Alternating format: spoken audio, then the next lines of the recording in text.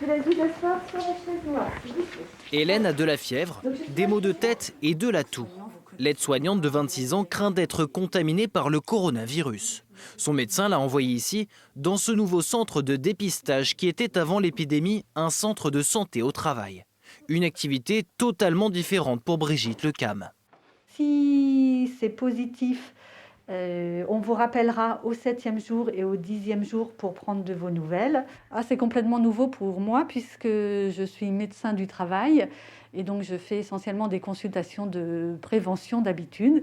Et là, je me retrouve à faire du suivi de patients en ambulatoire.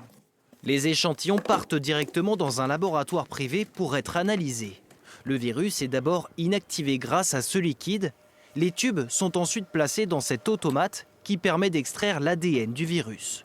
160 tests sont réalisés tous les jours ici. Résultat, un échantillon sur 4 est positif au Covid-19.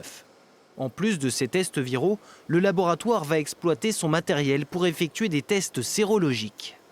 Nous avons également la capacité sur ces automates de pouvoir réaliser à terme en sérologie environ 300 tests par jour et nous envisageons rapidement de commander d'autres automates de façon à augmenter effectivement la cadence.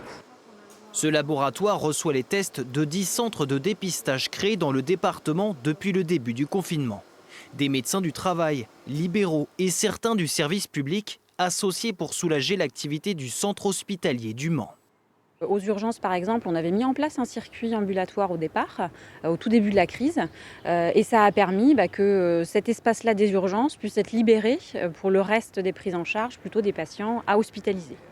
Grâce à ce dispositif, plus de 400 personnes ont évité un passage à l'hôpital.